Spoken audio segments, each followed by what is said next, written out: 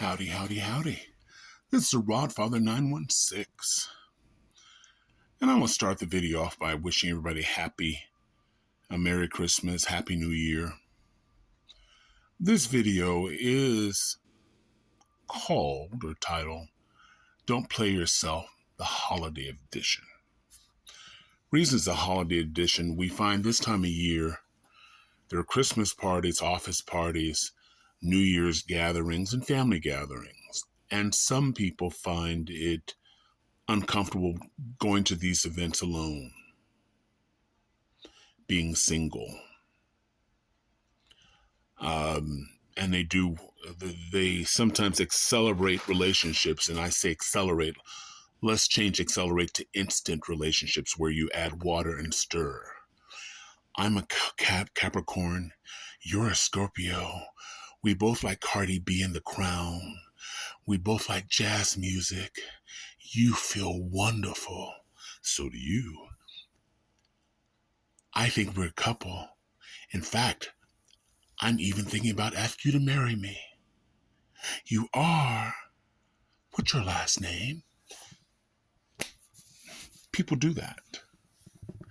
Don't be ridiculous, Rodfather. Celebrities get married in Las Vegas overnight, and not just celebrity, regular people. Those wedding chapels are not waiting for Britney Spears or something like that. No, they're people who just decide, you feel so good. I never felt this way before with anybody in my life. Let's get married. And then weeks later going, what did I just do?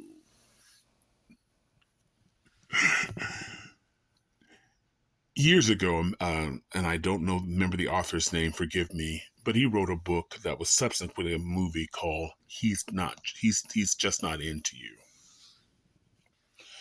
Now, while that film was directed at women, it also apply for men.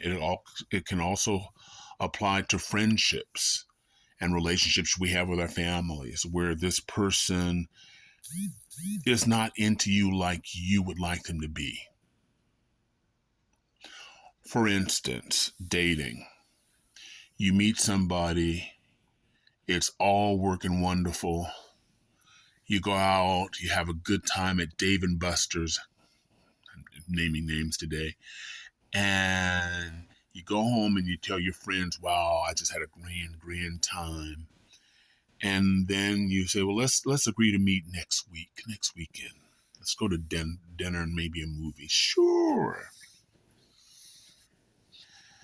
And the day before Friday, they suddenly cancel. Or in some cases don't show. And you're sitting there like devastated because all week you've been looking forward to this date, this union. And so you reschedule for the next weekend, and it happens again. And so then you say, well, let's get together. What do you like to eat? What's your favorite food? Well, I like Olive Garden. So you agree to meet and they don't cancel. And some people continue this for a long time, not only with potential mates, but friendships don't exist. I know people that I'm comfortable in a group setting with them, but not as comfortable in a private setting. And how do you tell somebody that, I prefer hanging out with you when there's a group of people? How do you say that to somebody? Don't. But on the other foot, what if somebody feels that way about you? Somebody feel that way about the Rodfather? I thought everybody loves the Rodfather. Can't happen. It's not possible. Excuse me. Yes, it is. I know people I've invited and they've canceled. Now, how do you know the difference between the two? Now, if you're new to dating, new to relationships, new to all of this, fairly young, you get a pass. You get a pass. But if you've been dating, you know what this is, and yet you keep pushing and trying and upset and the whole 9 yards, this is on you, boo. Because I know, be it a friend or potential relationship, I'm single. If I talk to you on Friday and we have a date for next Friday, I may call you on Monday just to confirm, because whatever meaning, I had a good time with you.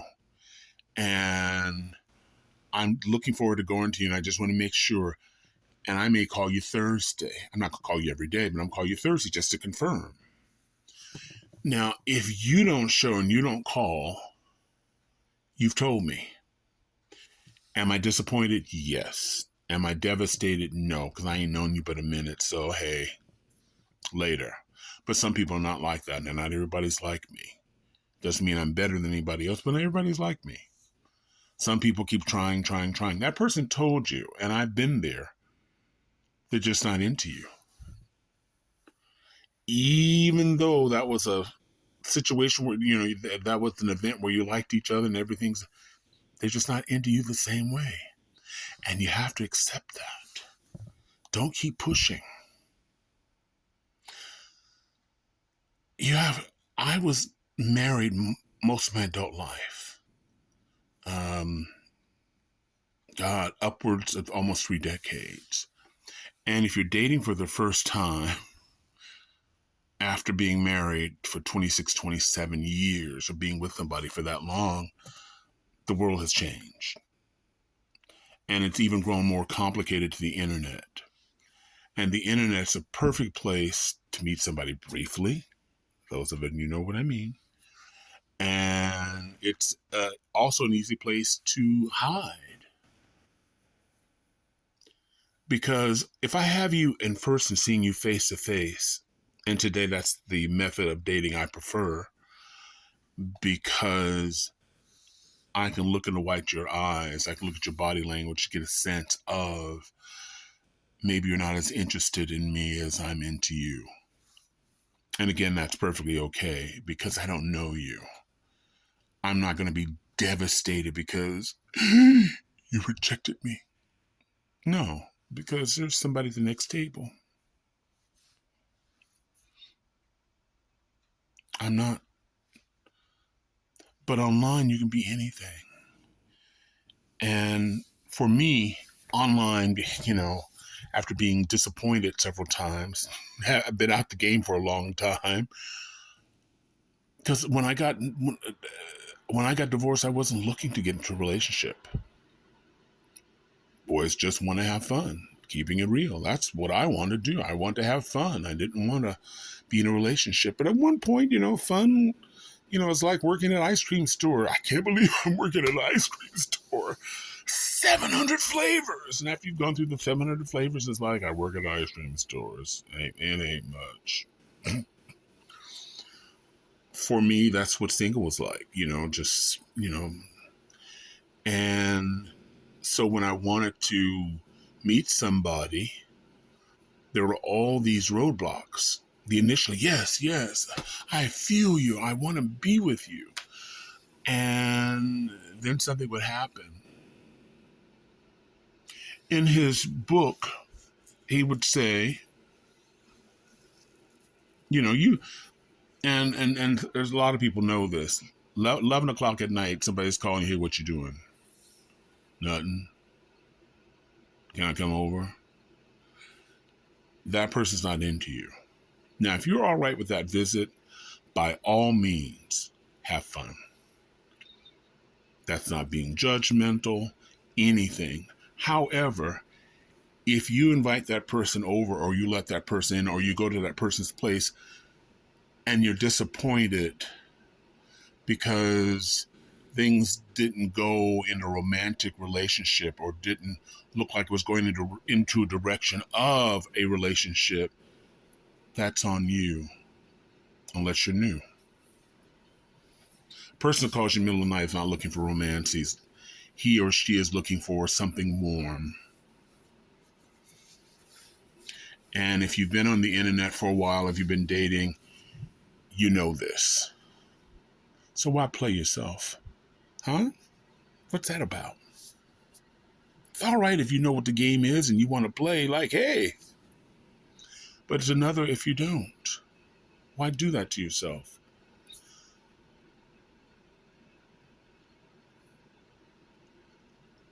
People who are interested in you they show it. They call you back. Hey, how you doing? I just want to hear your voice. I've been there. Head over heels. Like, am I calling you? I know this is the 706th time I've called you. I just want to hear your voice again. Stalker! No, it wasn't that bad, but it was close. It was close. I just want to hear your voice. But you have to know, don't set yourself up. Another place, you want somebody who likes you for you. If you meet somebody who says, you look better if you got rid of that gray hair and maybe colored that beard, you look younger, run. Maybe you've lost some weight, dye your hair blonde. You ever thought about breast implants? Run. You want someone who loves you for you. End of story. Because that needing to change is not going to end with the hair color and the boob implants. This is someone who's not settled. Why would you hook your horse up to someone who wants you to change? That's on you. You'd be amazed how many people spend a lifetime angry and resentful for things they put in motion by simply not saying no or walking away. They did that. When I say, okay, I'm going to lose some weight so you can look better, and I'm going to get the muscles that you see, and that's on me. Because right now, at my age and 300 plus pound weight, there's somebody who likes this.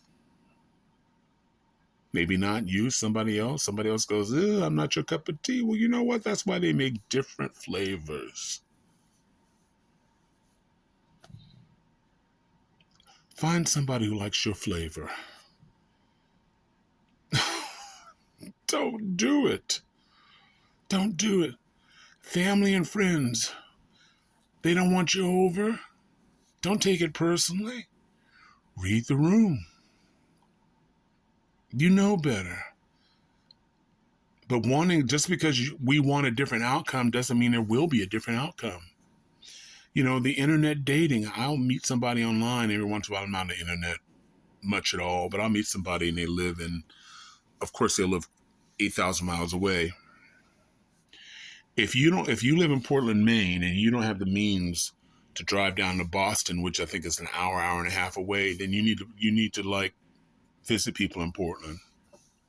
When I meet somebody who lives, because I've dated someone who lived thousands of miles away, but what I learned was in relationships, a lot of key things start at the beginning. Remember that thing they tell you who they are? You visit me and I'll visit you. No, that's not working for me. But I understand. Listen, maybe you'll find somebody locally, but I'm going to meet someone who wants to have an equal relationship. So I'm not looking for somebody who says, you know what, Rob, Father, I'll do anything you want. I'll take care of you. Because that's not real. Everybody wants to win. The worst relationship you can be is when one person's getting everything they want in the relationship. Even if that relationship doesn't end or ends with a divorce, the resentment is enormous and builds over time, and no one's happy because one person is very angry because we all want to win. Hey, I compromised and I gave you what you want. Maybe on this one, you'll compromise for me. But if there's no meeting of the minds, there's no real future for that relationship. There isn't. It can't be. But if you put that in motion, that's on you. I'm not suggesting you leave or stay, but just remember you put all that in motion. Like when I meet somebody who says, I want to take care of you, I pause because I don't want someone to take care of me. I want someone where we'll take care of each other. So if you live 8,000 miles away, let's meet in the middle. You come 4,000, I'll come 4,000. At the beginning, if you can't do that, there's no future in me, and I'm okay with that. I'm okay with that. I don't hate you because I don't know you enough to be that invested of you. So we can keep it cordial. But I'll bring this up. Now, I'm going to tell you a story similar on these lines, and I got approval. I just promised her not to give too much information. But someone I know was on a relationship through the internet, and this person lived several thousand miles away. And through the years, she went to visit him, but he never visited her. Over the holidays, he ended up in the same city as she. Didn't tell her. Called her around midnight. What you doing? So when she told me this story, I was like bubbling inside, like, no, you didn't. No, you didn't. Don't make me come over there and have to kill you. No, you didn't. She said, no. She said, he wanted me to pick him up or send him money for an Uber. I said, how long was he in town? She said, he has a sister in that town. And it's not the first time he's been there, and she never knew him. And they've known each other, I think, 5 years. Is she salty? I would be. I would be a little angry. 5 years, I'd be probably a little bit more angry. Because nobody wants to be played. But don't put yourself in a position to be played. See, that thing where people tell you about themselves, and that's so true, and it sits in your gut. And it took me a long time to figure that out. Sometimes I question the gut and go, maybe I was too harsh. Maybe I was too rigid. But I follow it and I trust it. Before I would wither off and then feel stupid because this person told me at the beginning who they were. That's your gut. 20 years ago, you sit back and you go, I knew it. I knew it 20 years ago. But I thought things were going to be different. How many times have we heard that? I thought things were going to be different. I hoped maybe if I loved this person enough, maybe if I did all these things enough, things would change. But this was put in motion 20 years ago. Now, what they're not going to say often, and our healing doesn't begin until we admit our contribution, our part in it. You saw it, you ignored it, and you mad at him or mad at her. You put that in motion. You played yourself 20 years ago. Life is short. Think about that. You want someone who loves you, who wants to invest in you. If you have to do all the heavy lifting at the beginning, you have to do all the changes at the beginning, what is it in it for you other than having a person who makes you feel less than? And is that the life that you ultimately designed for yourself? I want to hear what you have to say. I love your comments. We all at one point takes this journey, but we arrive at different times. There's nothing wrong with you. But I always ask people, if you keep making the same mistake, you need to just stop. Learn how to meditate, take some reflection, because you have to ask yourself, why am I continuing doing the same thing, meeting the same people? Because you are worth all the love and joy in the world. But you have to be in the driver's seat. If the car is going in the wrong direction and you try to right it and put it in the right direction, but the person with you is pulling the other way, is that the person for you?